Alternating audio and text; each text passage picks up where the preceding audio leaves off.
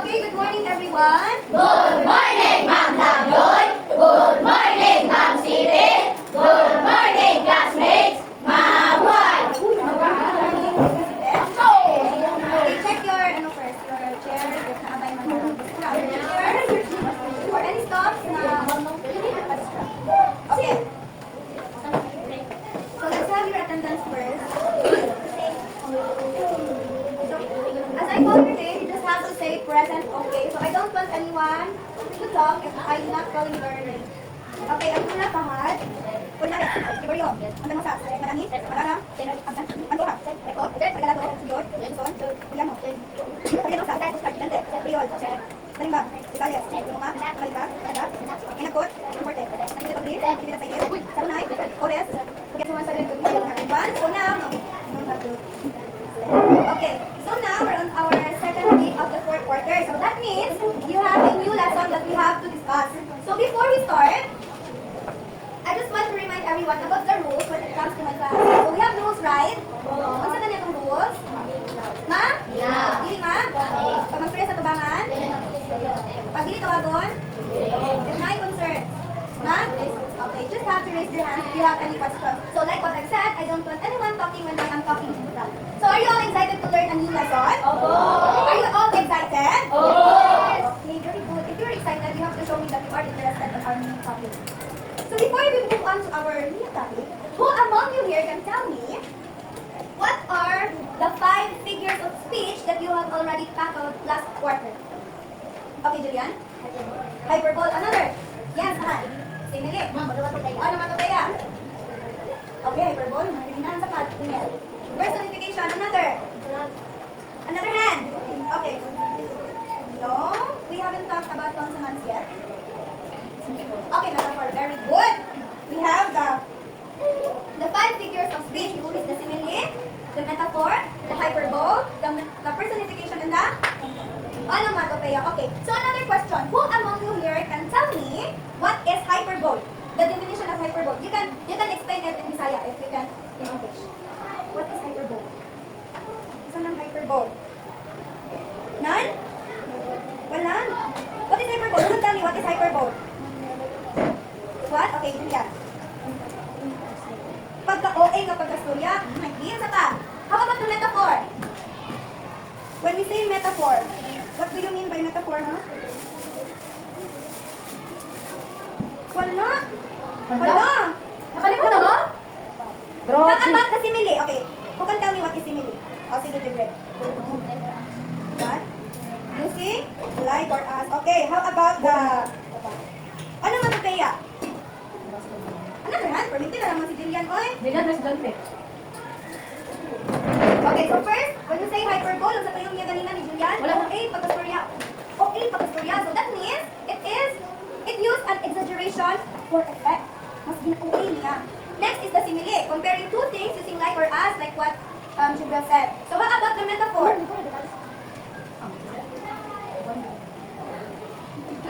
Metaphor, who can tell me what is metaphor?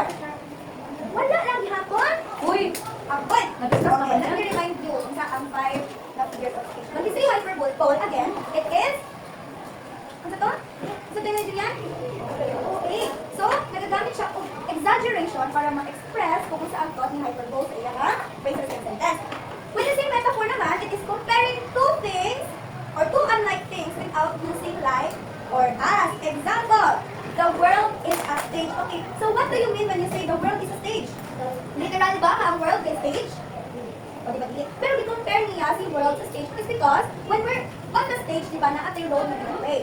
So, example, you're on the stage to present some role playing. So, you have the role that you have to play. So, that means, sa world, kita na ang mga actors na nag-present. And the world is a stage na kinahanglan na perform sa atong role. So, do you understand now what is metaphor?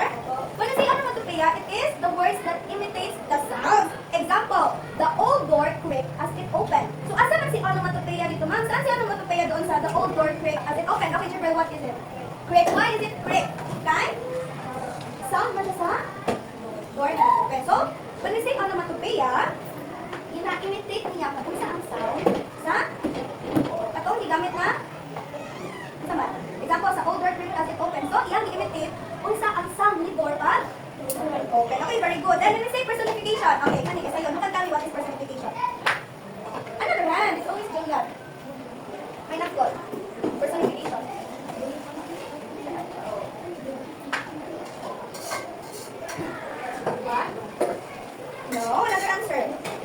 mean? Personification. None? How about here? Okay, tell me what is personification? Oh, wala lang yun. Okay. Pag sinasabi natin personification, it is giving human qualities to non-human things.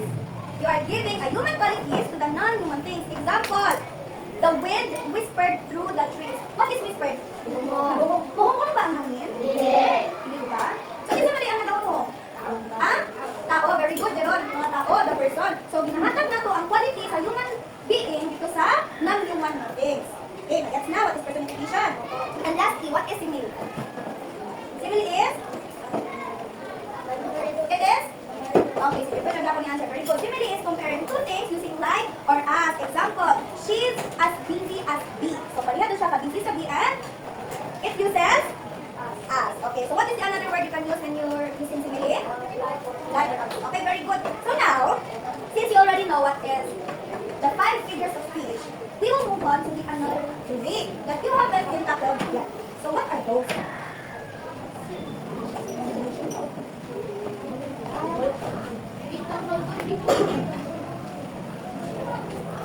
Okay, so our topic for today is again the Figure of speech. Again, everyone. Figure of speech. Figure? Wala, hindi na yakin lang natin. Yes, again. Figures of speech. Okay, figures of speech. Very good. Figures of speech lang yapon man. Okay, so this new topic is just the continuation of the previous, o katong review na ito kanina, the hyperbole, an exaggeration used to make something sound bigger, better, worse, or more dramatic than it really is. Metaphor, a figure of speech that compares two things directly by saying one thing is another. Onomatopoeia, a word that sounds like the sound it describes. Then the personification, giving human qualities or actions to animals, objects, or ideas. And lastly, the simile, a figures of speech that compares two things using like or as. Now, we have another 3 figures of speech. Okay, everybody read. What is it? First, Alliteration, assonance, consonance. okay, so today, we will learn about the alliteration, assonance, and consonance. And to tell you, after this lesson, you are all expected to learn or can determine or identify what are these 3 figures of speech. So if you keep listening, if you will listen to my discussion, you will know and you can define and identify the alliteration, assonance, and consonance. Okay, are you all excited to learn new today? Really excited to do this. First is the alliteration. Everyone, read. Repetition of the same sound at the beginning of words in a phrase or sentence. Ano daw? It is the repetition of the same sound at the beginning. Okay, now at the beginning of words in a phrase or sentence. So the alliteration daw is the repetition of the same sound at the beginning of words in a phrase or a sentence. Example. Sala. Read. Go. Sally says she says. Again. Sally says she says. Okay, based on the definition shown, what do you think is the alliteration in this phrase? What? Letter? Letter? Why? Because same sound at the beginning of word. Very good. Another example. Read. Peter Piper picked peppers. Again. Peter Piper picked peppers. Okay, what is the same sound used? Pig. Letter? Pig. Okay, how about the last example? Read. Big brown bears. Again. Big brown bears. Again saan? Big brown bear. Okay. So what is the same sound used? Big. Yeah? Big. Letter? Big. Okay, that's very good. So now you get what is alliteration. Okay, let's go to the assonance. Okay, what is assonance? Read. Use of the same vowel sounds in the sentence. Again. Ay, sabay-sabay. Again. Use of the same vowel sounds in the sentence. Syllables but with different consonants. Use of the same vowel. Okay, what are the vowel letters? Wala, hindi naman kayo vowel. Vowels? Vowel. What? A-E-I-O? It's English na to. A-E-I-O. It's the A-E-I-O and U. Okay, use of the same vowel sound in the accented syllables but with different consonants. So in another explanation, it is the repetition of the same vowel sound. Same vowel sound, ha? In nearby words, it gives a sentence a musical or smooth sound. Okay, let's see the example so that you can understand more. Okay, read the first example. The cat sat on the mat. Again. The cat sat on the mat. Okay, what is the same vowel sound used? A. Why A? Cat sat Why Because it is the same vowel sound used. Lagi, balik-balik. Again, read the first example. Dapat saat on the map. Diba? Ang A ang gamit balik-balik. So, unsa ka sound ang permanente ginabalik-balik ang A. Diba? The case take on the main sound. Sound, not letter, the sound. Everybody. Very good. Okay, the next example, read. Go and mow the lawn. Let's read the second example, not the third. Again. Go and mow the lawn. Go and mow the lawn. Again. Go and mow the lawn. Okay, what is the same vowel sound repeated in here? Oh. Why O? Because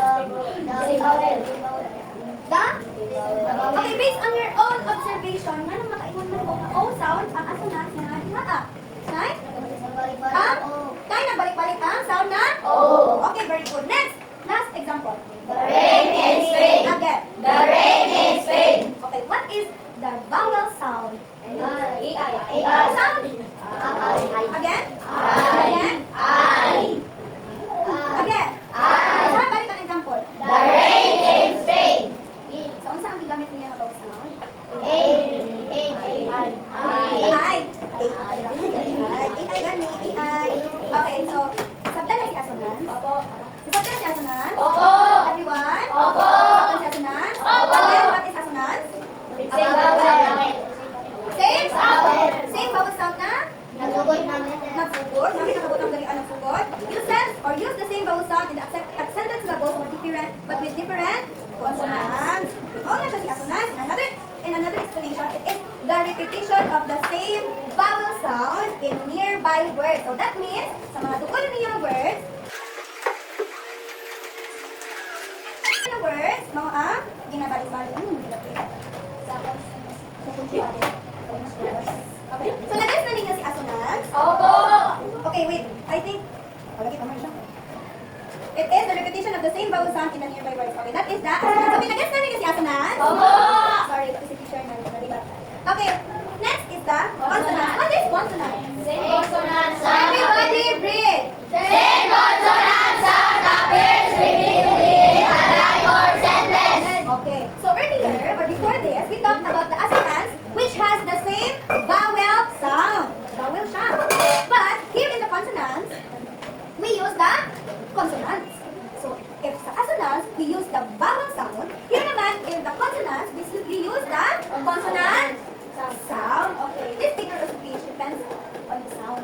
So hindi ka mag-matter kung saan na siya letter, but as long as they are using the sound of that letter, sabihin na siya mga letter, it can still be considered as the alteration ba, assonance or the consonants. Okay, let's see the examples of the consonants. Okay, read. The duck was black and deep. Again, everybody. The duck was black and deep. Okay, what is the consonant sound? C. Ang sound na. But if I ask what is the letters, consonant letters used? How about the sound? Okay. Okay, next example, read. My life is new white. Everybody. My life is new white. Okay, what is the consonant letter? Okay, what is the consonant letter? A. Used repeated in this sentence. A. The letter? A. Very good, the letter A. And the last example is read. I brought the long and wet path. Again. I brought the long and wet path. Okay, what is the letter? H. What about the sound? Very good. So now you already know what are the three figures of speech that we're talking about. The alliteration, assonance, and consonance. Okay, naintindihan ba ano ang alliteration, assonance, and consonance? Naintindihan ba? Sino hindi nakaintindihan ng yung tatlo? Raise your hand so that I can explain further. None. So, kumulad mo. Sure doon. Good. Okay. Since, naman mo, let's go to our activity. Isa ka. Activity. Okay. I want you to get your English notebook and everyone should stand at the back. Dito mo na sa likod ang inyong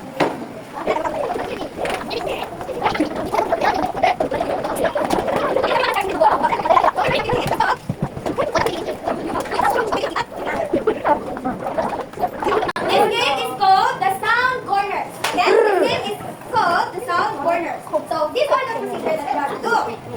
So the teacher reads a sentence aloud. So that means I will read a sentence aloud, and the about the sound patterns. So, una-una ninyo kung sa tools, alliteration ba to, si assonance, O, si consonant. Then after that, if makabalo mo unsa na sentence ang basa ni teacher, muadto mo sa area kung asa inyong answer. Okay. And then after that, if na-final na, you will write your answer on your notebook so that I will know na wala kang nag-cheat. And I will ask some volunteers to explain the answers. Okay, na-get pa ninyo sa one. Mahulog kasi. Then I will read a sentence aloud and you are going to choose kung asa na sentence. Either assonance ba siya, alliteration, or consonants. And if you have your answer na, you will run to that area. If asa yung answer, and you're going to write the figures of speech that you choose to be your answer. Okay? Ready? Ready na? Ready na? Ready na, ready na. Oh, ready na, ready na. Tapos may nanonood ka. Okay. Ready na? Ready na? Everybody stand up. Practicing. Diyan na mga kadagan pag mayroon si teacher of go. Walay magsunod sa boys. Stop. Line no. Oh, you will form a line if ever daghan mo ang area. Mag-form of line mo. Isa nag-answer ko. Assonance, alliteration, or consonant. Okay, I will count 5 seconds para inuwa sa inyong area. Okay, number 1. Right, number 1. Right, number 1. Number 1. The cat sat on the mat. The cat sat on the mat. Go! Huh? 1, 2, 3, 4. Yes, gusto ko uban ba? O, nasa naman natin yan? Like, manamay kon. Okay, ako na yung answer. Si Ame, si Jeron. O, pagdili mo natin. Pagdili mo makihan. Okay, pagdili mo makihan. Naamo sa line. Automatic, wala mo yung answer. Mas basta na 5 seconds ha. If wala na mo naabot after 5 seconds, that means wala mo yung answer. Okay, number 1, final. Ay. Iris ang The number 1. locker was black and thick. The locker was black and thick. Go!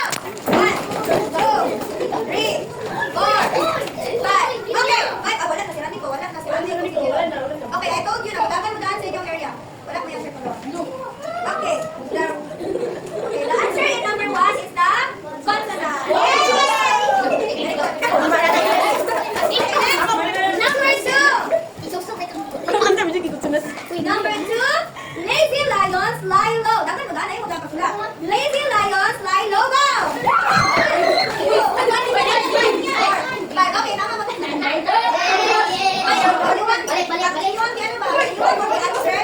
Ang alliteration na dito sa pagsunan ko sa assonance kay dili. Okay, balik. Kasi nagtumba na. Pag kita nitong bani, patay din mo. Next! Balik sa number 3. Ay, wala ko lang sa number 3. Ma'am, nagtumba din na, ma'am. Okay, inap. Lalaki sa likod. Sa likod mo. Ma'am. Balik ang chika. Bayot ka bro.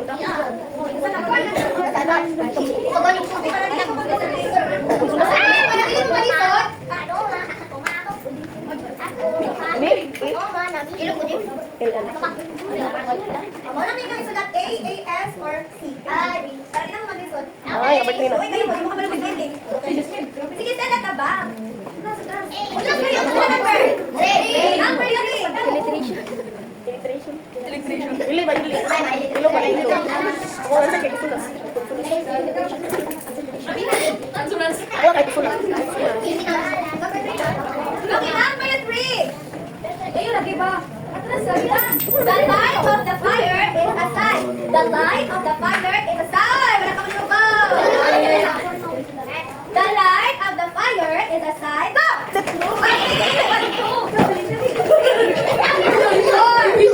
Okay, bye! Okay, number 3. The answer is coconut.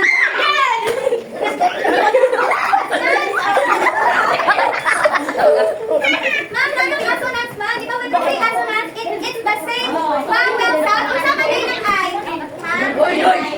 Di ba vowel ba ng I? Number 4.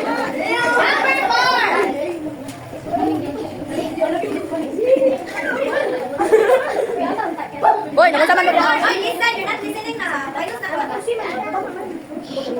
Oy, you just have to write A, S, A, or C. Hindi na kailangan i-spell it ang ibuo. Okay, number 4. Listen! You're not listening na. Number 4. A fleet of green leaves. A fleet of green leaves. Go! 1, 2, 3, 4. Okay, linya. May kasi nagkasa alliteration. Asa natin ito?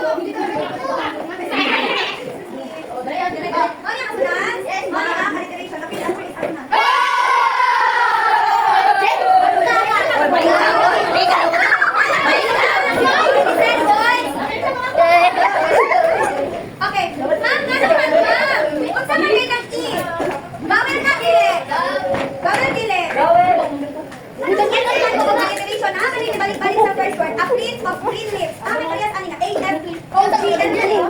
Sige pa. Okay, number 5. Ay, atras. Uy, Dan.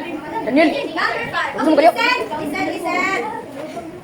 Again, ang unang sulat ko, AS kung assonance, A kung alliteration, kung C kung consonant. Ano, balik. Atras. Dito, atras. Uy, Dan. Daniel. Daniel. Number 5. Number 5. Oy, wala ka na kami na, oy.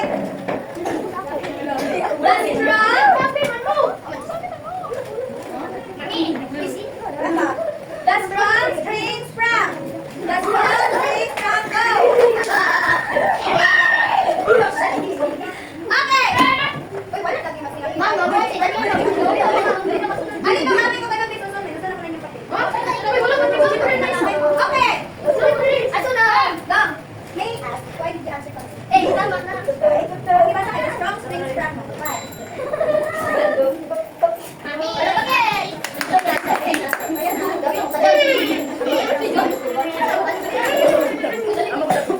Okay. Ano daw? Ma'am. Stop. Okay, ma'am. Balik daw ang consonant. Ang sabi ng consonant na strong springs from. Si ako, si ano, correct. Oh, ang una daw, ang end of the so therefore, ang answer by consonant. Balik. Oh, tama. I don't care. Kajik, pwede nag-try mo. Ano, Kajik? Mami, pita na. Mami, isa din ito lang. Okay, sabi na ko ang alliteration by ang ay katunaan same beginning sound ka na. Pero ako isa na, ako gibasa namin ka. Okay, atas dali ka. Number 6. Sana, ano ka na? 6. Number 6. The dog struck the truck. The dog struck the truck. Go! Okay,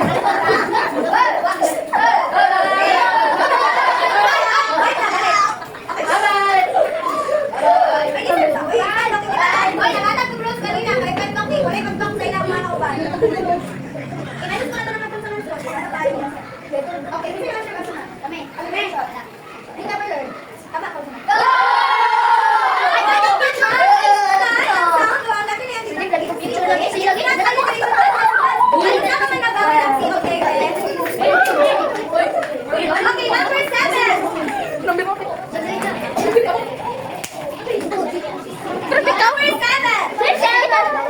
Happy hippos hop home. Again. Happy hippos hop home. Wow.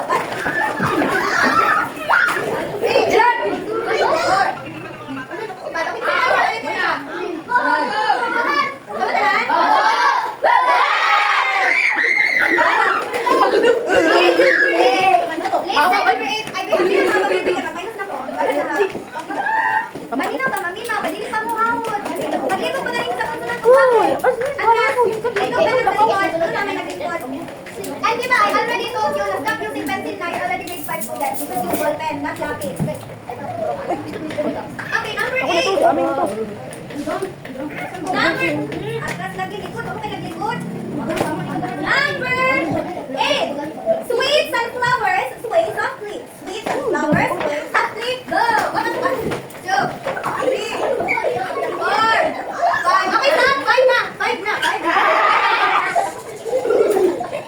Okay. Uy, ano ba ito na? Balik-balik. Ano ka rin? Yes, ano ba yan? Okay, ano ka rin? Okay. I will read the sentence again. Sweet sunflower sway softly. Kung saan nagpunal na letter ala? Yes! So that means, ang answer by? Ano?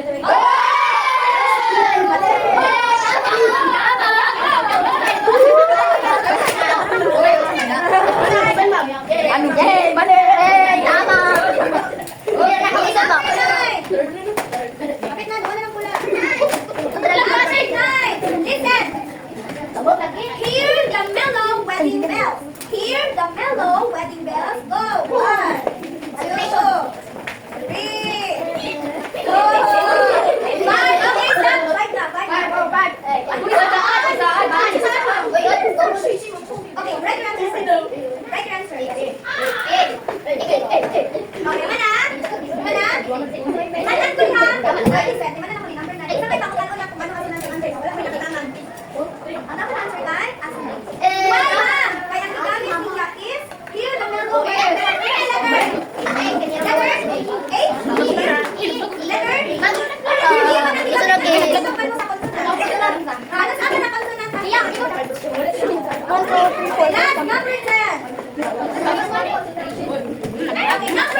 Listen, last number for this try to fly high. Again, try to fly high.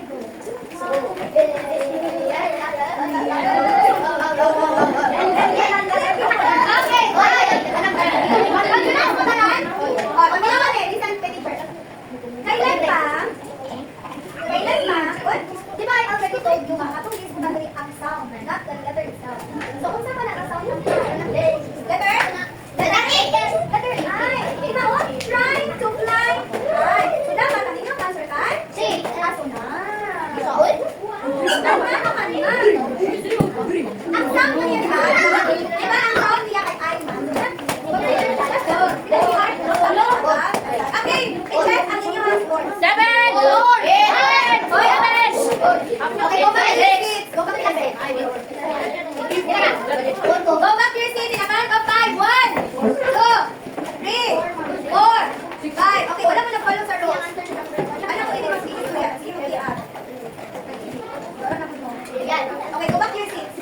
Ikaw, ang tama ninyo na answer. Alam ko, ikaw, kung naisulat, dili kayo imong sa puang. Okay na? Okay. Sagdan pa ninyo mga figures of speech using the activity. Okay, pagkanda po wala ka sa as alliteration, assonance, and consonants. When you say assonance, katong iyahang vowel sound, what are the vowels gani? What are the vowels? A, E, I, O, U. Una ang vowels. Ganun na ay, basa na ko ganina ma'am, iyahang sound na gigamit CK na lingkod manong assonance. Ano na CK? Vowel na or consonant? Okay,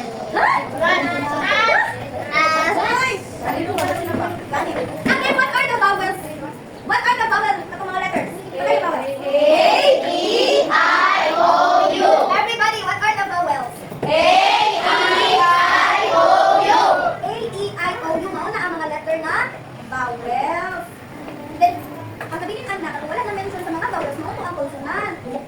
B, C, D, F, G, H, J, A, L, M, N, P, Q, R, S, T, V, W, X, Y, and Z. Mauna siya, sige. Tinanan na, limanan. Again, what are the vowels? A-E-I-O-U. Susunod, what are the vowels? What are the vowels? Vowels. Saan mga vowel mga letter? Again, what are the vowels? A-E-I-O-U. Saktan? Ito ang vowels. That's why I told you to listen if someone is talking sa katuhanan, tinitutuan mo for you to know, for you to learn, and for you to understand. Kasi, if bisa kung saan na mag-explain diri ani ma'am, kung dili ko maminaw, dili mo makasagot. So now, let's proceed to our next activity. Sa other sa inyo ang notebook na katong yan silang ganina, 8A. Read each sentence carefully and decide which figure of speech is used. It's either alliteration. So if it is alliteration, utang din sa area niya, alliteration, assonance, and consonants. Write each sentence the correct column below. Okay. So, pag-draw mo o ano sa inyo mga notebook. Ano na po, makasulog po pinaka sa natin.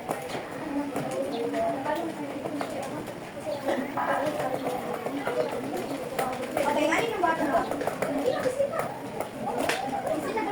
Below sa yung answer sa first activity, number 8A, column. Ane, ulo ka buok. Sulat ninyo diri is assonance, alliteration, assonance, o consonants. Kaya nga niya, nakuha ninyo ka na makasulog ng sentence.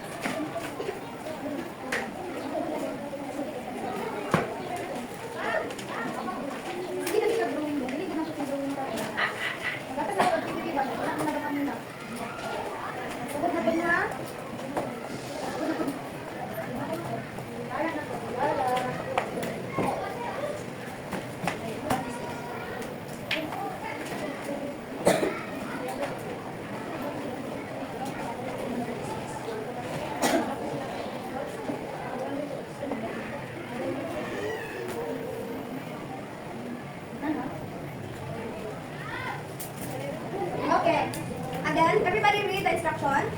Go! Read.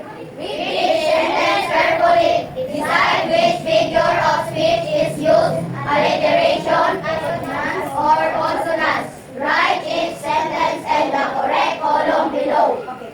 So you create like this on your notebook. Nakuha ninyo. Then I will show you sentences, and you are going to write those sentences under the figures of speech na ano ninyo dito siya na below. Okay, na-gets ninyo ang instruction? Again? Read each sentence carefully. So I will show you sentences, and you will decide which figure of speech is used. And you have to write each sentence below the correct write each sentence in the correct column. So, as a column is it alliteration, right? If alliteration, you will write the sentence here. If it's assonance, you write the sentence here, and so as a consonant. Okay. Number 1.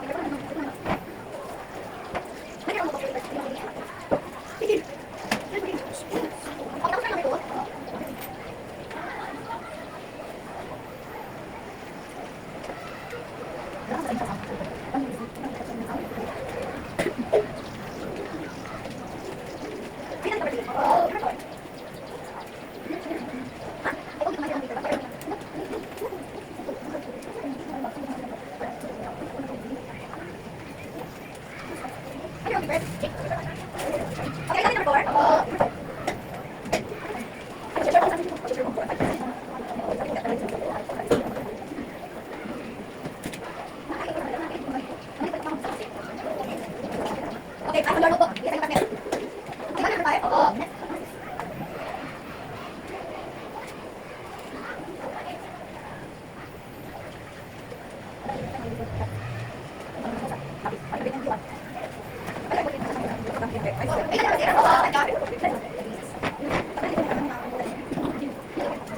I'll give you all. Okay,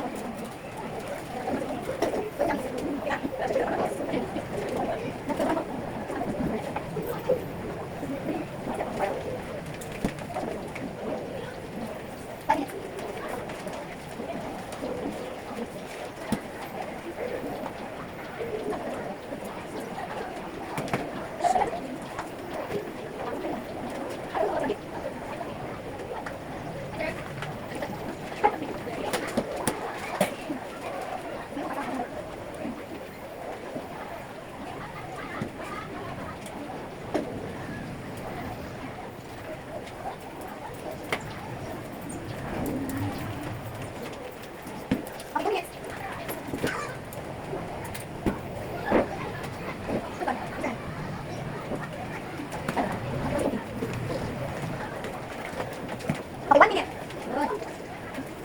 Ay, papa. Yan, yan. Yan, on. Sige, tapos. Tingnan na.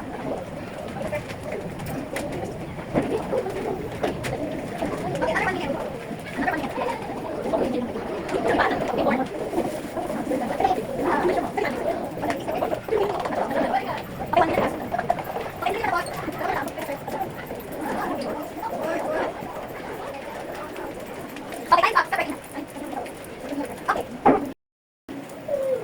Since kanina, sabi niyo, you already understand what are the figures of speech.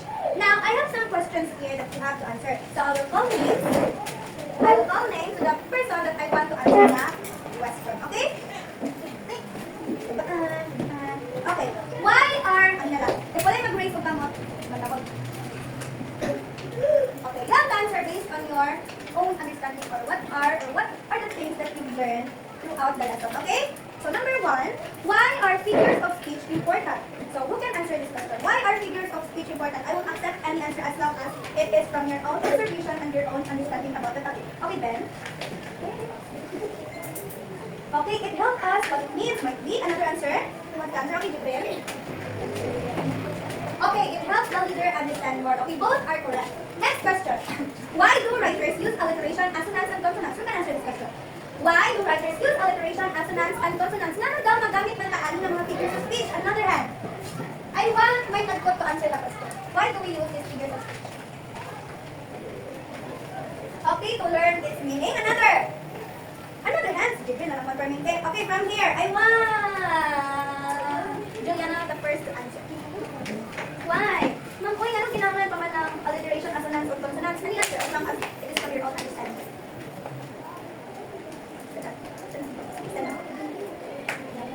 Para?